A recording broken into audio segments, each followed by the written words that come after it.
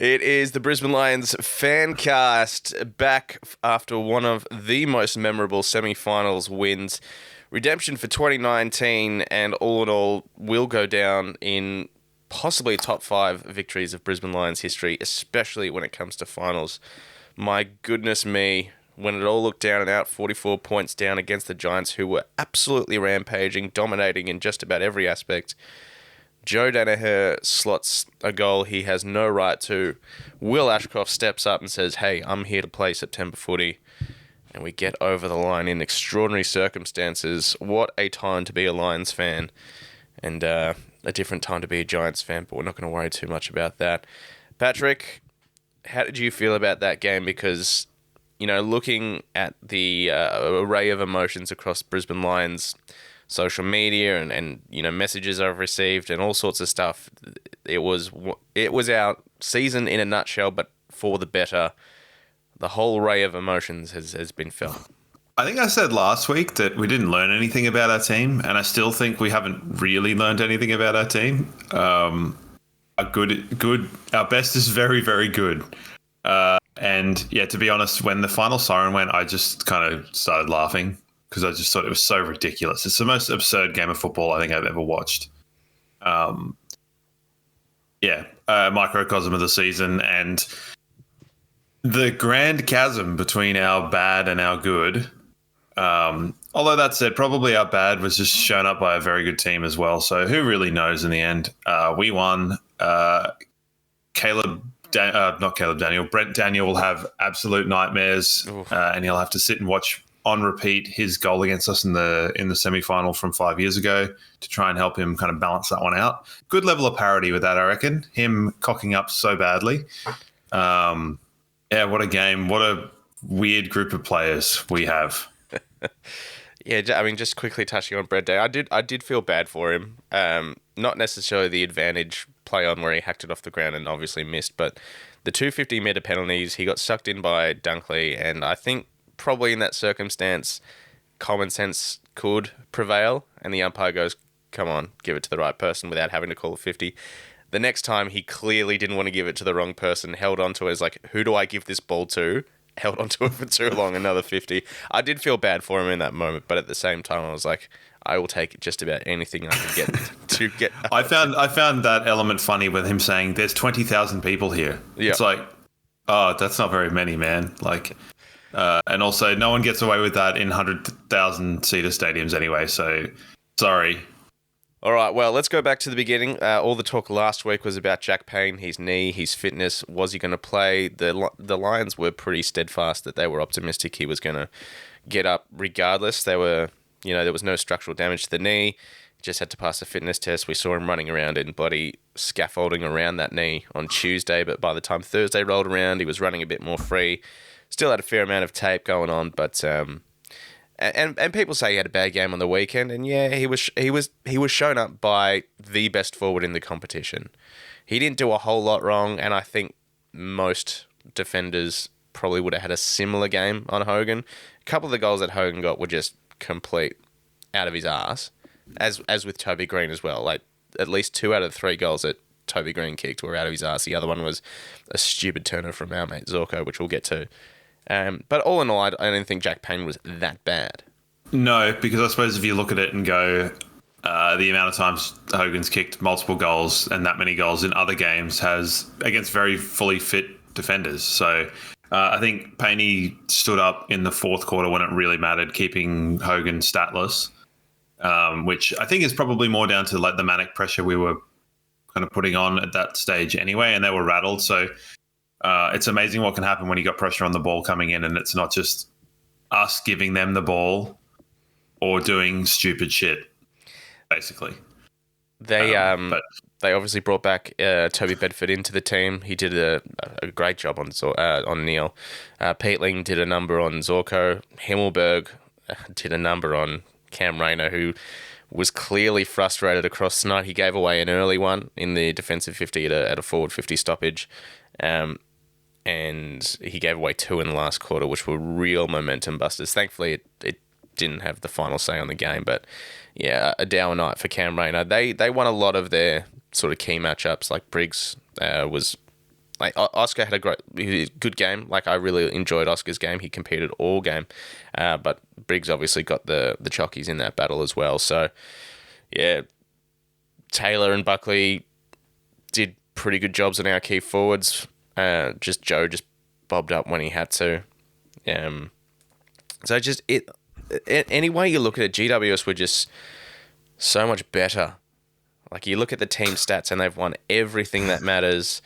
You know, they arguably had the best player on the ground, well, best players on the ground with Tom Green and Jesse Hogan, who could have and should have been match winners. But yeah, just that ridiculous momentum. We had that big burst in the third and another one in the fourth. When it looked like all our chickens were going to come home to roost when we were sitting at 4-12 or whatever it was for such a long time. Honestly, just one of the most miraculous victories and one that will be remembered for a very, very long time. And you could see the joy, relief, excitement, happiness on everyone's face when that siren blew. Like from Fags to even Logan Morris, who had a poor night, got subbed out. He was over the moon. Everyone just was enjoying that. Yeah, I think matchups is an interesting one as well because I think, traditionally two of GWS's more damaging players, being Kelly and Whitfield, were quite quiet as well. So I'd say, on the whole, in terms of output, you'd probably say Kalachi. If Kalachi had kicked straight, holy shit, man! Yeah, like he would have absolutely destroyed Whitfield. Like Whitfield wasn't moving the ball in any way tangible to how they've sort of played, and Josh Kelly's normally way more damaging than he is. It was almost back to kind of faceless territory for those two because they sort of just weren't really large features. And I think with GWS, it's worth noting that they do accumulate a lot of stats as well. They're a high stat team, and sometimes the impact can be lost. Tom Green doing his best Nick Dacos impersonation with the 45% disposal efficiency. So, it's all well, but he was a brute. And there were definitely moments in the game with Dunkley going at him at the beginning. And then I don't know if you saw, but Fagan was pretty level-headed all night. But there was one moment where he was talking to Josh Dunkley and he just said, just hunt the ball. Just hunt the ball. You could lip read him. And after that, I thought Dunkley really lifted and was probably on par with Tom Green in the back half of the game. Although it was just sort of the first couple of quarters that kind of had that discrepancy. So, yeah, it's like on the whole, I suppose if you look at a team that's played the better football for 2.5 quarters versus a team that's played the better football for a quarter and a half, which is what we did, the matchups are going to be slightly distorted.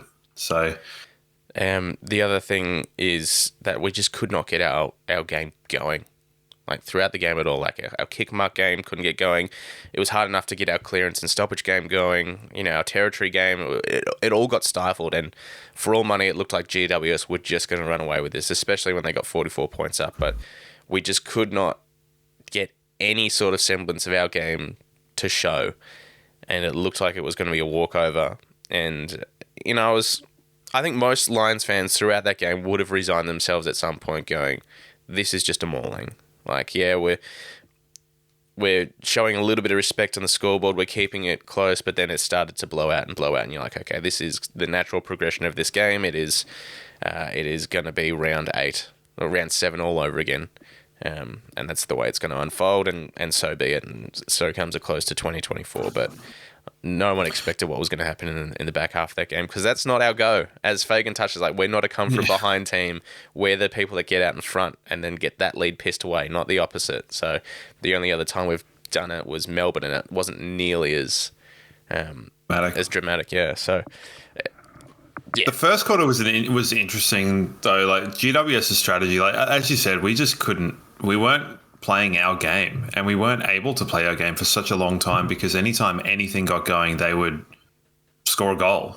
Like they were so good at arresting momentum in like ways that were sort of almost 50-meter penalties that weren't, in terms of just sitting on guys on the mark, flooding back, just momentum stiflers. But the first quarter, I don't think I've seen that many players around a stoppage. Yeah, like consistently. And it was a really high stoppage game, but they were just flooding the contest with like what would be probably considered their role players. And then they had a lot of class around in one-on-ones in a lot of space around the ground. And that's where they were doing a lot of damage. And we were really lucky to be where we were at quarter time, to be perfectly honest, which is funny because we also kicked poorly. So it was like maximum damage from minimum sort of like ability to get there. But yeah, I hadn't seen that many players around stoppage in a long time. And we did nothing to help ourselves either. Like, ill-disciplined, poor kicks. I mean, Zorko was having one of those games, obviously getting frustrated by Peatling's job on him. Peatling kicked 2 goals. Zorko gave away some stupid free kicks. And Harris and just blind, panicked handballs into the corridor when, the option to take it over the line. And we just looked stressed and panicked by the pressure that GWS were putting on. Whereas, anytime they got the ball in some sort of chaos, they were chaining out with handballs, just like they do. That's like what we know GWS are good at. And we fed into it in just about every way as well for that first half. Well, football's a funny game because you well and truly make your own luck. But holy shit, were they getting every weird bounce, every weird knock on. Like everything was breaking their way. Like it was no more evident than that one where Zorko spoiled that went perfectly back across the goal in the wrong direction to how his fist went. But then you make your own luck in terms of he didn't track Peatling for the goal. And then the other one where like the ball bounced and it was like over-ending towards Payne and then decided to like do a leg break, not Payne's leg, cricket leg break, and just went over his shoulder straight to Hogan. And he just like, and it's just like, what the hell?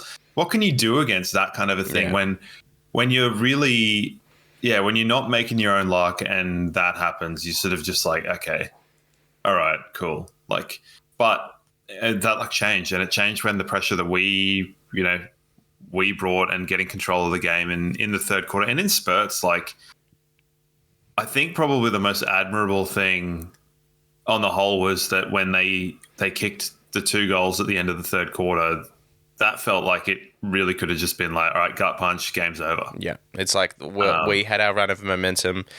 We piled on that guy in a very brief period of time. What was it, 18 kicks for 5 goals or something? It was just bang, bang, bang. And you thought to yourself, all right, if we can keep this up, we're a shot here. But then they steadied just before the 3-quarter time, stopped the bleeding, kicked a couple of their own. You're like, okay, that was our run, and we left it too late. But evidently there was more to come in the fourth. And the startling thing is that we lost the third quarter. I know, that's crazy. Like, I find that to be so utterly absurd. And then even in the fourth, when Toby Green puts through that goal where he's on the ground and Harris and Starcevic are just sort of standing over him, like waiting for him to, because he went the handball, like he fanged the handball, realised, I might just stand up and kick it. And then you see Harris with his like head in his hands on the ground. You're like, oh no, like, There's a bit of shades of Charlie Cameron against St Kilda a few years ago in that one, but it was more just because Toby didn't have possession of the ball, so they couldn't tackle it. Yeah. It was like this weird brain play where he's like, well, if I just don't touch the ball, they won't tackle me or I'll get a free kick. What a weird time to be alive. It was probably not like, it was a weird one because it was a game for, Darcy Wilmot is probably his poorest game of the year. And he didn't have a terrible game or anything, but definitely not the contribution we're used to seeing from him. And that probably comes down to the fact that we just weren't getting our ball movement going, and he's an integral part of that. Stars battled manfully, and like I said, those Toby Green goals, the 3 of them, one was just completely out of his ass, their second goal. The other one we just spoke about, and the third was from a turnover. Noah Ansell, not a lot. Yeah, not a lot you can do with it's a bit like the Bobby Hill grand final last year, where it's like, his direct man kicked 4 goals, but he was only on him for 1 of them. Yeah. So is it really his fault? You're not guaranteeing that Harris Andrews is going to handball the ball into the corridor straight to him or whatever happened. So I thought Starcevic was really good. Yeah, solid game. Is like he's put together the 6 to 8 weeks leading up into the final series. He's been like right back to his best, like his 2021, 22 form. Told you, man, the ship of Theseus. Start of the year, I called it. He's back, baby. The bald head, the chrome dome.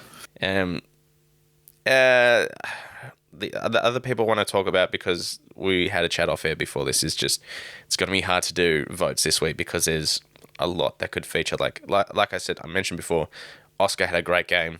You know, the numbers won't show he got absolutely smashed in the hitouts in the ruck contest, but his contest all game, like he moved forward, he hit the scoreboard.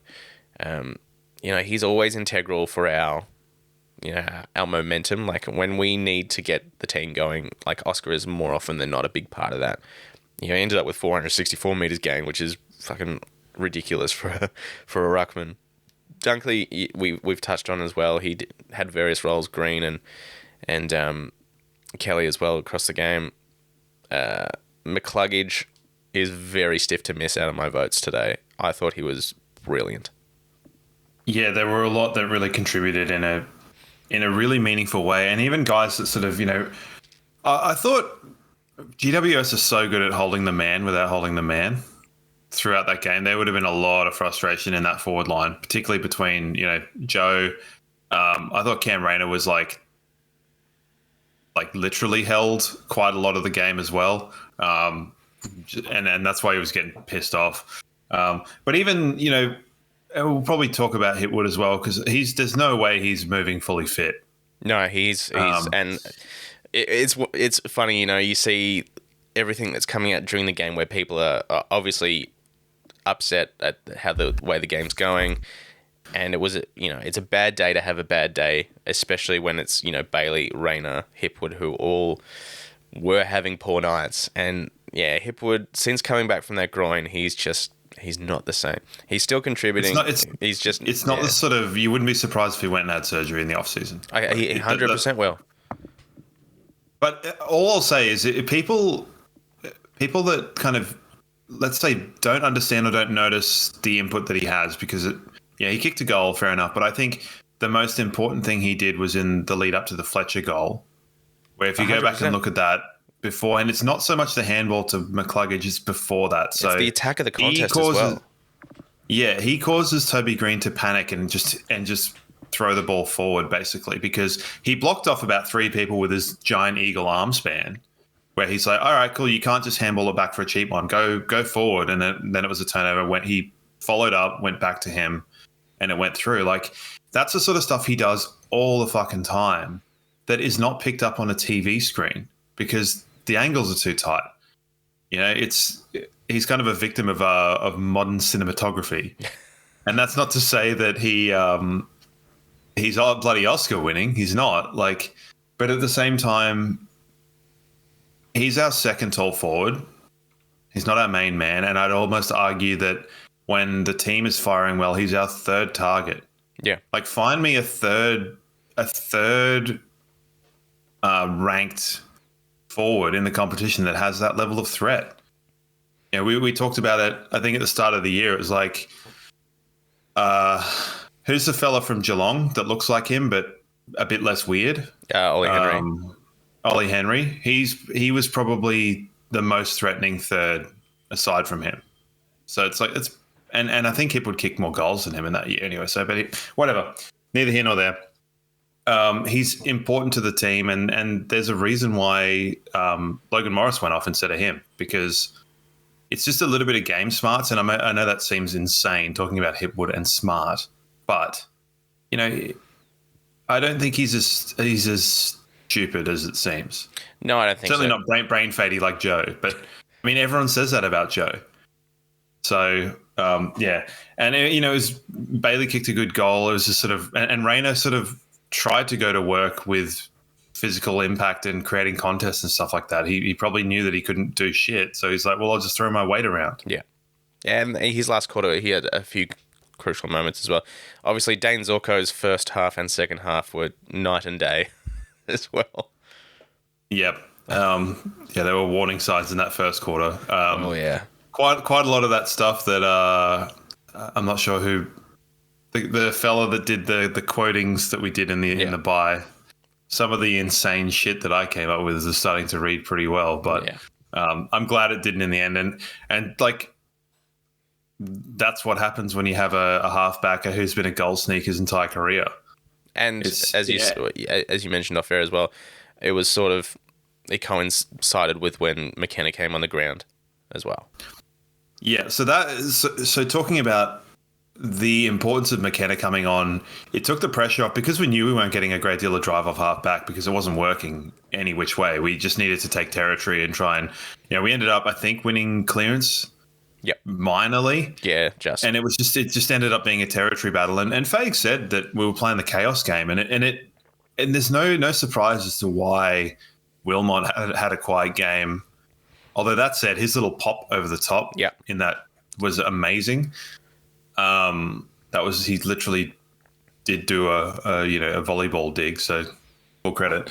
The drive off halfback wasn't really there, so the ability to take Peatling and put him in a position he was less comfortable in, it yielded 2 goals for Zorko. So that's like, for people that think that Fagan is unwilling or unable to change the game, that's an example there. And it's sort of a small level of doing it because he doesn't like to do giant wholesale changes because his coaching style is different. It's kind of unique to the game where, and he talked about it very clearly in the press conference where he said he's giving these people, the players, the foundation to make their own decisions. Yep.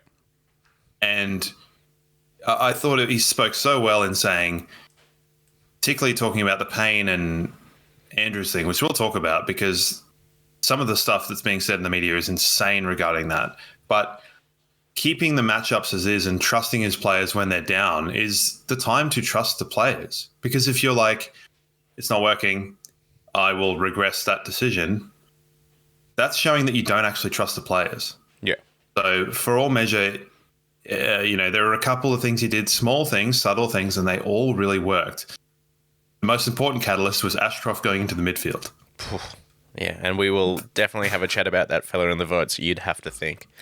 Another bloke I wanted to have a chat about real quick as well was Noah Answorth, who, 11 tackles is probably the one that stands out, but he's constant pressure all night. His ball use was something he's been criticised on in the past, and he openly said at the start of this year as well that it's the one thing he worked on because he heard the outside noise about his ball use and really went to work on it. But, he was in real danger of losing his spot, I think. But I think it's a blessing in disguise in the month leading up to finals where a couple of small forwards have got a hold of us that, it was sort of, all right, we need to get Noah back in. He's held his spot and, more often than not, he's one of the first to get dropped for, like he was, Payne holds his spot, or does Bruce come in, or maybe we take Noah out or Connor out or something like that. So he is one of those ones that has been on the fringe his entire career basically, but like he just showed how important he was on the weekend because the kid with the lid, as they say, who's got a hold of us the last couple of times we've played GWS, had, bugger all to say about the whole thing. And he did it, Brent Daniels as well, who we know has, had moments where Alex withered and gave up the chase, and that signalled his end of his career at the Brisbane Lions.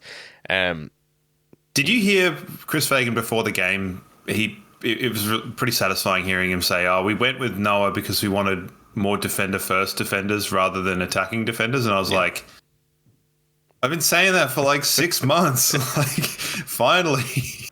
No, it's good. So I that think was the team balance is it's right on at the moment, which is obviously what you want coming into finals and barring injuries. And, obviously we'll have a chat about Lockie and his foot, which is probably going to dominate the media this week in the same way that Jack Payne smoke did screen. last week. It's all smoke screen. Well, I sure hope but so. I'd be willing to say we should call Noah Answorth a vacuum cleaner because he's just in there hoovering up all of the ground balls in the defensive half, which has been our biggest weakness for 2 years. So 100%. More of the little Hoover, I say, the little weird Matthew Richardson looking Dyson vacuum. So love that. I thought Jasper Fletcher also very, very serviceable game. Yeah, big time. He was on the wing and he came up clutch with a goal, and he's just there. He's just there all the time, and I think you said it really well last week when you said you bumped into Marcus, and you said Adrian. He doesn't lose his one. Oh, sorry, Adrian. What did I say? Marcus Ashcroft. Shit. Well, whatever. It's probably all one big family in the end, anyway. He doesn't lose his one-on-ones, or if he does, it's very rarely. Yeah. And he just keeps going. And I think this season will be, I think, it's like a launch pad for him to be a really damaging player going forward. Yeah. I mean, he He's ended up learning with a lot 3 of really good clearances as habits. well, which is, for a winger, probably not expected at all. All right. That's probably, in terms of players, I really wanted to mention in the lead up to votes, because we're going to have a bit of an extended chat about a few players here, I would imagine. But before we go, I don't know that Leicester's going to get any votes, but man, that guy was really pissed off when we were down by quite a bit. Oh, yeah. And because he's like, guys, I might not be in the team next year if Duday comes back, so just fucking pick it up. He was mad, and I liked it. That one where he got hospital passed by Zorko, and he just managed to get his elbow down. I was so grateful because, oh my God. I mean, that was like a ruptured spleen waiting to happen. Yeah, that was grim. All right, on to the votes. The votes for hoponbrewtours.com.au, where you can book yourself for a full day tour right now at that very website. You can even organise gift vouchers if you're looking for Christmas presents coming up. Hey, think about that. The 3, 2, 1 for the semi-finals, and we may land on very similar names here, but for me, the 1 goes to Archie for reasons you spoke about before. If the job that he did on Whitfield was amazing, and you'd have to think he's got another job with Tom Stewart coming up this week. Jared Berry, how good was he? How good was he all game? And the little man himself, Willk Ashcroft, with one of the most immense second halves I've ever seen, and that goal that he created, where he took on seemingly 19 the weird GWS side players. camera view. We never got a broadcast. Took on so many GWS players. 6 or 7 of them, got the ball out to Kai, who sneaked the goal. That was outrageous, and he is a big game player. You can just see it. He's featured in the votes last week for me, and I would imagine he's probably going to get at least your 2 votes this week, because he was just ridiculous. And in a night where Neil was getting blanketed very, very well by Bedford, he stood up and said, I'm not here for a fucking haircut. Let's get this game. Well, him going into the midfield, it gave Bedford room for pause, because there were some centre bounces where Bedford was lining up on Ashcroft. I think I said that before. I don't know if it was off air or on air, but yeah, it made them think, and it made them have to reassess some of the matchups and stuff like that. How good. Yeah, Cal Archie is proving to be just such an important cog in the machine for us at the moment. He won't get a vote for me this week because I gave him a vote last week, basically. Sure. So I'm using that old get out.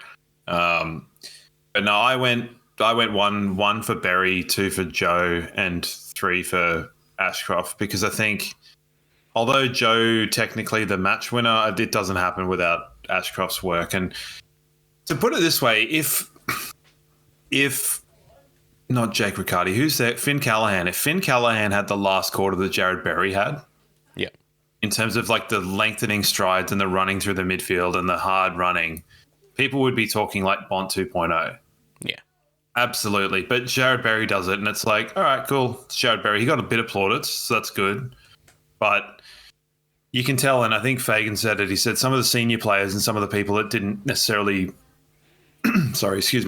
that didn't do so well in the finals last year are really standing up, or that, are kind of towards the end of their career. I'm not saying Jared Berry is, but he had a not so great game in the grand final, and I think he's got a bit that he's unhappy about, I think. So. And fair enough, because I suppose in the post-mortem of that grand final, it was hard for most people to look past the 50-metre penalties that he gave away that led to the side bottom goal and everything. So he obviously would have had that weighing on him all summer, and he's really stepped up. And just his work across that sort of half-back, wing, midfield, the way he's balancing that role, and just like Noah, he scooped up a lot of ground balls, got a lot of our ball movement going as well. Just honestly, one of his best games by a long, long way, Jared Berry.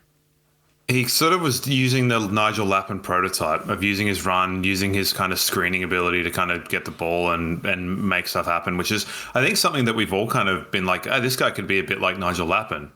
And that was one of the times where you're like, yeah, maybe he can. So If you can be like Nigel Lappin, if you can be half as good as Nigel Lappin, that's an asset to any team. So loved it. And yeah, Joe, he what an idiot.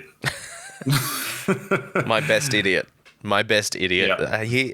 When when that ball went out and people are going, oh, how is that deliberate? But I mean, look at the tackle that led to it before. That probably should have been incorrect disposal as well. Look at the throw. Yeah. He just pegged the ball out. Yeah. And then you see Joe line up for it and you're like, well, sure. He's got no right to kick this. It's on the left boundary, a decent angle. There's obviously wind going around. He didn't look fazed by it whatsoever. Like, wanted the moment and just slotted it. Crazy. Some of the stuff I saw, we went back going back a few weeks where I think we lost a game and someone said, live by the Joe, die by the Joe. And This is very much live by the Joe. I also saw another one which was the Joe giveth and the Joe giveth. Yeah, I saw that. That was good too. Oh, yeah, cool. Very nice.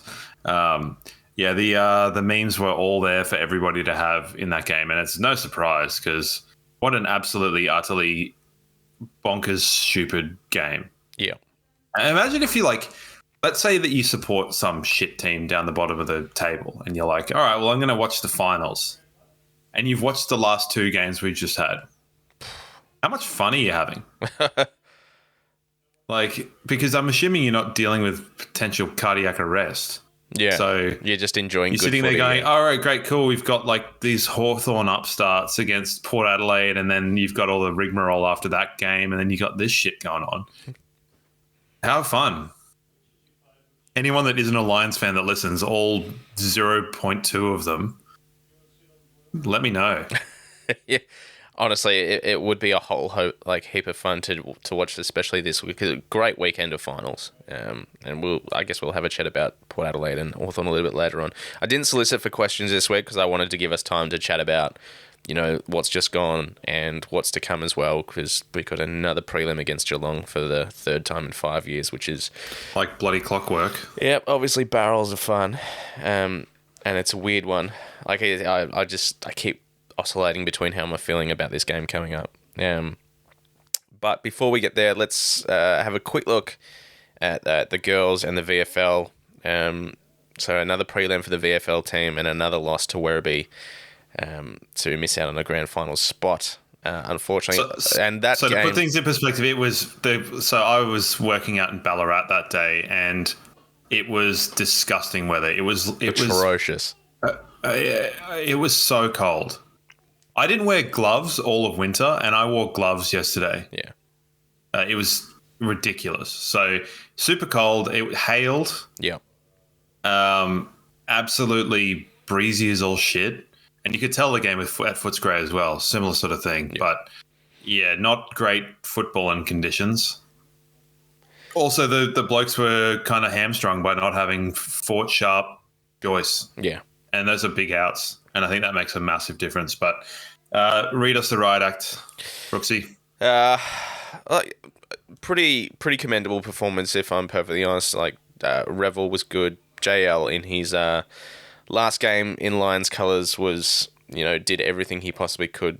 Won the clearances, won all comers with numbers. But I guess the story of the VFL over the last month or so is Liam Hewd, who's come into the team and has looked a very, very dangerous forward who's kicked multiple goals in basically every game he's played over the last month, and definitely someone to look out for in the coming years, because he has been a diamond in the rough, a rare find. And Brandon Ryan's put together a couple of good weeks as well. Zach Ostelsky he's building, and he's a project piece, but I think there may come a time in the next 5 years where he may be getting some senior games. But there will be a lot of players that walked off that ground that will probably have played their last game for the Lions, unfortunately. And we should talk about your mate Jared Lyons, because as much fun as we've had with him over the years, and personally, I haven't got a vendetta against the bloke. I think he's been an amazing servant for the club and really instrumental in our build up the ladder in the last 6-7 years. I don't know if you had the chance to watch his retirement speech and what Fags had to say about him, but the thing that got me after the speech and after Fags had said his bit and stuff, and he's gone around, hugging and handshaking all the players, and he doesn't know that the cameras are still rolling in that time because it's just junk. Like, he's just chatting to all the players, and the amount of times he said, "I fucking love this club," was like, it was just really, really nice, and you could tell with everything that he said, not just about us, but his time at the Crows and the Suns as well, but the way he spoke about this club, and him and Oscar have been doing work with the girls team, which has been really good as well. Like, you can see the effect it's having on people like Ali Anderson. But I remember when he first came to the club and the role he was going to play, and he just spoke about stoppage and centre bounce. He said that's my baby. Like, I'm obsessed with it. And you can see he's putting that into practice with the girls now, and I think he's going to make a pretty good midfield coach somewhere. Yeah, I agree, and I like the fact that he's kind of gone into that sort of development thing. I know I've had fun with it, and it's lined up like perfectly with this podcast. Yeah. So it's JL is kind of a victim of A, getting an injury at the wrong time, and B, the game just changing. Yeah. But from 2019 through to, I'm going to say 2021. Maybe even more, 2022. I mean, he was our sub in the grand final last year. He had roles to play. Yeah, but I think in terms of his, he was really good, like very stiff to not be All-Australian in some of those years early on, and he just kind of provided a bit of stability, and he was basically the Josh Dunkley before Josh Dunkley was there. Yeah, 100%. And we've talked throughout the year that when you're a team looking for incremental upgrades, that's an incremental upgrade of going, okay, we'll put Josh Dunkley in instead of Jared Lyons. So that's kind of the crux of it. But I still have such fond memories of him, getting holding the balls on Dustin Martin. Yeah. Chopping the fend. He was like the first player to do that. People think it's Mitch Robinson, but it was JL. He was a great servant to the club, and it's just a bit of a shame that he had issues with his legs, and the game speed just kind of it surpassed him into what he does. It's why he suits the VFL so well in his later years, because it's much more stoppage based. It's much heavier congestion and stuff like that, and that is absolutely where he is an elite player. Yeah. And he knows his limitations as well. He touched on his retirement speech because he spoke about his son. He's like, I've reached enough games here that hopefully he can be father-son. Unfortunately, he's inherited my running style. So he knows, like, he's no idiot. And Fake spoke about it as well, that he knew where he was at with his career. And he's right. He didn't whinge about it, didn't kick up a fuss, went about his business and did what he could to help the team, whether that was in the sub role last year or in the development with the girls or the VFL. We should pay him his dues because, as I said, instrumental to our climbing up the ladder. And, that year that Dane Beams screwed us over, went back to Collingwood, we were like, oh, how are we going to replace him? And we ended up getting in Lachie Neale and Jared Lyons. You're like, well, yeah, I think we've replaced him and then some. So, we almost ended up with two that were All-Australian caliber in that year, and we're like, oh, well, who gives a shit? So it was, I think the fondness for his contribution to the club will continue to grow. For me, particularly, because obviously, I've got a lens that I view it, and it's based on my own preconceived stupidity and stuff like that. But it's also just symptomatic of where we are as a club. So I really am happy he's at the club. Yeah, and I hope he sticks around in some aspect. But if not, he'll get a job. He'll get a job in the AFL. It would be foolish to not kind of go for that, because we've talked about it at length at the difficulty of getting, things like assistant coaches and development coaches and stuff like that, because there's not quite as many of them up in Brisbane, or if they are, they're a slightly lower caliber or less high profile and stuff like that. And it would be foolish for him to either not do a stint in terms of development or midfield in either one of the VFL or the girls, and then look at that as almost like an internship for a first team role, if he doesn't go into a first team role straight away. Yeah. Because the beauty of probably playing seconds, and although I assume he's been working bloody hard to try and get back into the ones, he's probably been going, okay, my career's winding down, I got to think of some other things here. Yeah, so 100%. yeah, I wouldn't be surprised, and I wouldn't be unhappy to see him in the coach's box next year. Not not coaching, but like around assistant coaching. Yeah, of course. That's the one. Head coach JL. So 2 years in a row, Werribee done us in the prelim, which is obviously a shame. What I will say though, it is good to see a VFL grand final featuring two, I guess, standalone VFL teams in Southport and Werribee, which is nice because obviously the Gold Coast with however many key forwards they just had on their list last year just tore it apart. So, and good to see. Like I got a soft spot for Southport as well. I really like how professional for a state level team they are.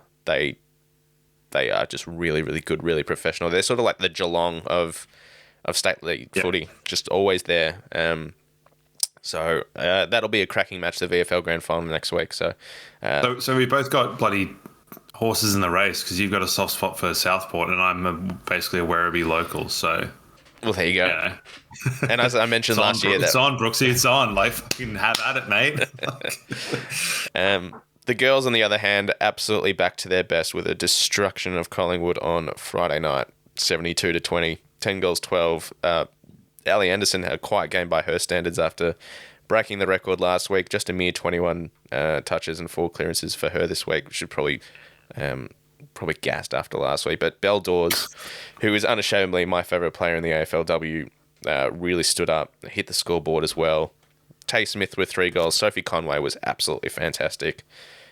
With 3 as well, and then singles to the Spark sisters, O'Dwyer and Dawes, as I mentioned before. Absolutely tore Collingwood a new one, and I think that first week against North Melbourne, where we did not show up, our defensive structure was absolutely all over the shop.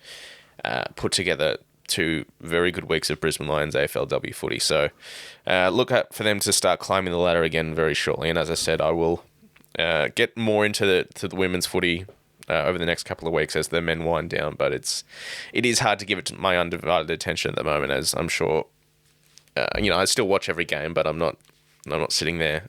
I'm not going to say analysing it, because you could argue I'm not exactly analysing what the men are doing either, but I pretend that I am. Yeah. But really good to see them back on it, and once again, as I mentioned last week, just as a club, the VFL made another prelim. The men have made at least another prelim, and the girls are going back at it again. So as a club, we're in a really, really strong position. Yeah, nothing really more to say in terms of just when you got people that are on the adder at the club and retiring that are saying that they love the club. I need to check that video out, because I haven't seen it. Honestly, it is a little tearjerker, that one with JL. They're all tear jerkers, and I never jerk no tears, so we'll see. But yeah, I think the club's in great shape at the moment, and yeah, I mean, there's always going to be things that people want differently, but what are you going to do? Like prelim, grand final, like, okay, perfectionist. Can't always get what you want. But yeah, no, great stuff for the others, and yeah, it was a bit of a shame to see, going back to the VFL, them sort of. They got towed pretty badly in the last quarter, but I think just a lack of some of the outside running class was probably what was missing. So, no shame in that. No, not at all. All right. Well, as I said, I didn't solicit for questions this week. So what we're going to do, thanks to Crisp Communications, crispcoms.co, offering you free Brisbane Lions Fancast stickers. We're going to have a look at our prelim final coming up against Geelong. And as I said, I keep oscillating between how I'm feeling about this game, because on paper, like in if I'm comparing it to the GWS game, it's like, well, he should go here. They haven't necessarily got the players to do that job on ours. It should, in theory, be an easier game, and like, what's going to be as tough as what we just faced?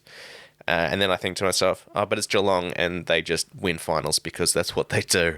And they made a miss of Port, clearly, and it's hard to know what to take away from that game. But, they've obviously got some pretty dangerous small forwards as well, including a bloke that tore us up in the VFL last year in Shaw Manor.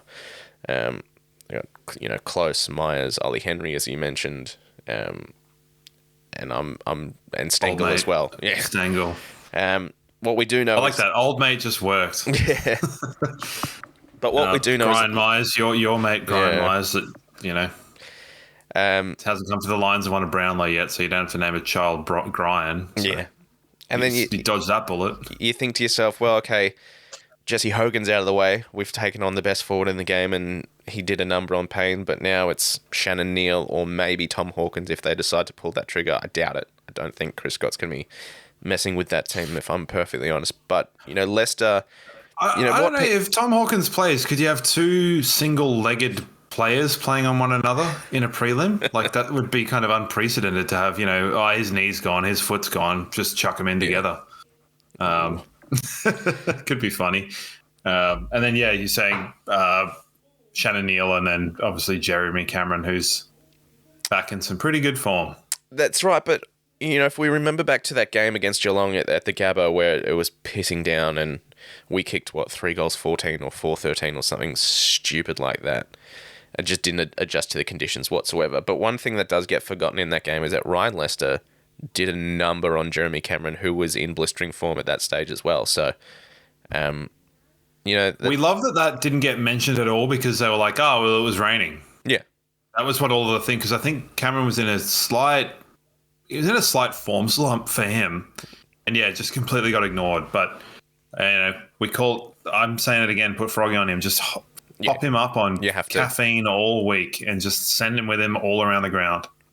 You have to do that. You got Payne that will take Neil, and then it leaves Harris open to help out with Jeremy Cameron in those needs, and Roman hopefully take off those kicks, because there isn't a Cadman running around. There is Ollie Henry, which you'd think, who knows who's going to take that match up, but the wild card is obviously Tom Stewart will come back into that team, and we've seen across the year, if you do a number on Tom Stewart, if you tag him out of the game, then you go a long way to winning that game of footy.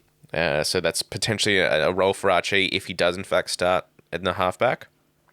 Or obviously Chris Scott's been playing him in the midfield as well and then pushing back. So there could be a job for Dunkley there as well if he hasn't got his hands tied with Dangerfield, who is still their most important player, which is ridiculous. And then it's Max Holmes as well that you've got to worry about, who, well, he's really showing, why he's been so heavily touted. And that game against Port Adelaide, he was ridiculous. So we've got to have someone with the running power to go with him. Yeah, it's an odd one matchup-wise because there's still, funnily enough, I don't watch a great lot of Geelong, and they kind of are suffering from an element of there are players that are all kind of a bit samey. Mm-hmm. So sometimes it's hard to sort of know what's going on because all the focus is on Dangerfield and Cameron. So, guys like Jack Bowes and guys like Holmes and stuff like that, Tanner Bruin, like they're all running around. But if you ask me to pick them apart, I'd be like, yeah, shit, it's a bit North Melbourne-y. So, sorry, my throat's a bit like roasted, so forgive me for that. I know I probably should have said that about 45 minutes ago, but here we are. Again, I kind of think it's an element of they'll probably be more wary of us. We're kind of in it and we're in it. But I don't know that there's too many Geelong people that are like particularly keen to mess with us because our best is so good. Yeah, we know that, but how often have we been able to produce it for 4 quarters of footy? That is that's the question.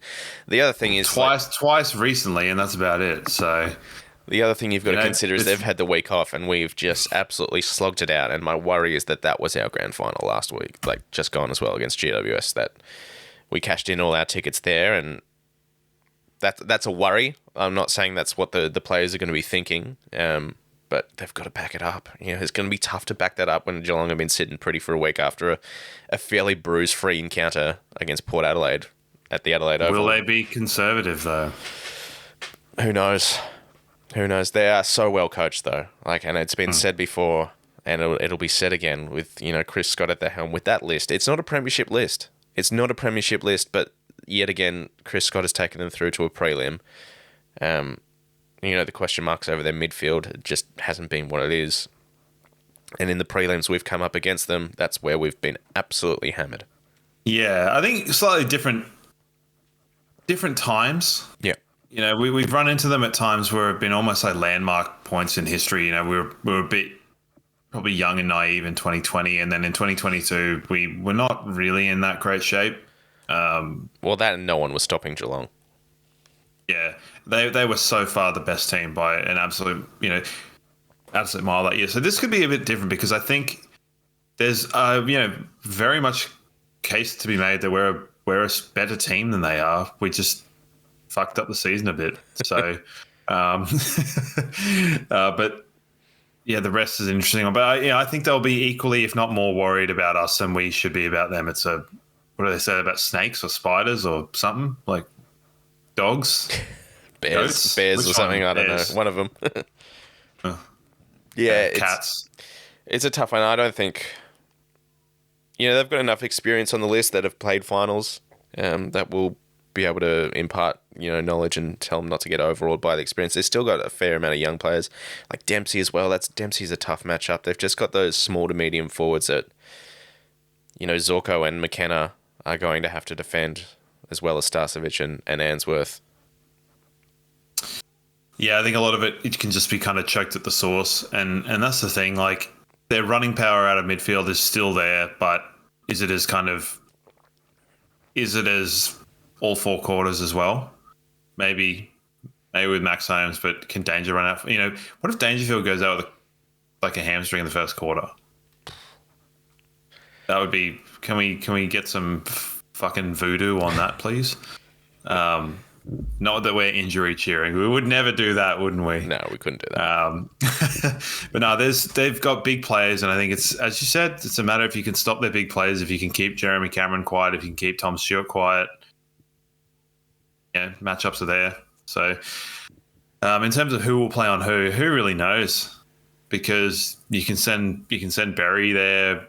How's Lockie Neal at this point in time? I know there's a lot of speculation about it, but he'll play. They'll just juice him up to the gills and he'll be good to go. So it's another bloke that's probably going to have an off-season surgery as soon as he can on this foot or this ankle or whatever it is that's giving him grief. But yeah, obviously that last couple of minutes in the Georgios game where he's limping around and then moon boot the next couple of days is obviously not ideal. But yeah, he'll be fine to go. Very much like, 2021 where he was playing injured with that shoulder basically the whole year and he's back and whatnot, and just painkillers before every game to get him over the line. So he's limping towards the end of the season, but still, battling away. And Mark O'Connor has obviously played a pretty big role in him, especially when we play him in the home and away. I don't know if Chris Scott is going to roll the dice on Mark O'Connor being a finals player, a prelim finals player, but he has got a good history on Neil as well. It could be one of the ones where maybe he gets named as an emergency and then it's kind of, what are they going to do? I think they did that with Nakos and the bloke from Hawthorn in the McGuinness, home and away. Yeah. Where it was sort of like, watch out for this, and then it just never happened. So that was fun. Well, he does love a late change, Chris Scott. He does love a late change. Yeah, I know. Illness, even when they're not at the stadium, it's a late change. Yep. So send him home, but we won't tell anyone for 3 hours. Their guy Humphreys, he's really good. Oh. I know him. Yeah. The man from Broome. He's very good. Blitzarves, he's still around. Yeah, they've got pedigree, but they've also got a kind of a large gap between their kind of finals experience players and their young up and comers, which could be the perfect sort of thing. But as I said, I think we should just go in with. I want to see less of us playing their game. Yep. Less of us kind of worrying about what their game is, and if what Fagan said, middle of the second quarter is, hunt the ball, play your own game, win the contest. Don't worry about tags. Don't worry about that. Like, I'm not saying don't worry about your man you're matching up on, but if you win the ball, you're in control. And we showed that by doing that, it completely changed the game. So if we can go there and we can win the ball and we can make stuff happen for us, that's great. You're looking for responses for Rayner. Will Zach Bailey show up properly? Man, imagine if Zach Bailey kicks 5 goals.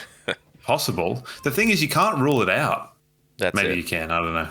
The other thing is, like, our kick mark game that was taken away from us last week, that obviously goes a long way to beating Geelong as well. So it's been known throughout the season that a kick mark game, uncontested mark, will eventually get Geelong. So if we can get that going, that's what St Kilda did to them leading into finals, right? Yeah, it's what we could have done when it was pissing down at the Gabba. I mean, like I said, we didn't adjust to the conditions whatsoever, and Geelong were more than happy to take advantage of that. So, yeah, I think this is one of those games where we spoke about, the 6 years in a row of finals experience. This is going to be the one where it is going to come to the fore, if at all. Like if it's going to. How good is it, by the way, seeing guys like McCluggage and Berry being able to kind of lift and be really consistent performers in finals? Yeah. Yeah, because they were new players when Fagan came in, and we were like, oh, I hope they can be basically the way they are now. How good? Just a little shout out there. But yeah, you're looking at them, and they're so solid, and so they know what to do in these situations. Although Jared Berry made a slight mistake in the grand final last year. Let's not talk about that. Yeah, it's nice to see, and there's just an element of consistency, and Will Ashcroft tear it apart again. I sure hope so. I sure bloody hope so, because like I said, that was one of the all-time, like that was a coming of age performance, and so we've mentioned it in the weeks leading up, the time he came back from that knee and just the way he's been building into this final series, it's worked out really, really well. Just it's timed nicely. He's found his form. He's playing amazing footy, and as Fag said in his press conference, like, if Neil doesn't get you, then that's why we've got Dunkley, McCluggage, why we've got Will Ashcroft, who is really showing, like, proving his stripes now, and there's another one coming next year as well. It's almost like what they did in the GWS game. It was a bit like, not to mention St Kilda twice in 5 minutes, but a bit like what they used to do with Jack Sinclair, where they'd sort of have him in the halfback and then just throw him into the midfield in the second half. And we're almost doing that sort of slightly on the peripheries and stuff like that. It could be a cool thing to do. A bit of impact, a bit of pep if things aren't quite going our way. But that said, it strikes me a little bit as a bit of a waste if you're going to sort of just play him in the periphery for the first half of the game. But what do you reckon?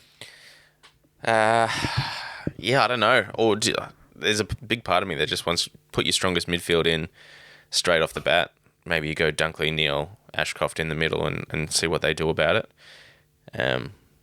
But then, Klug misses out, who obviously had a great game as well. So it's just good. It's good to have the options, I guess, as Fag said.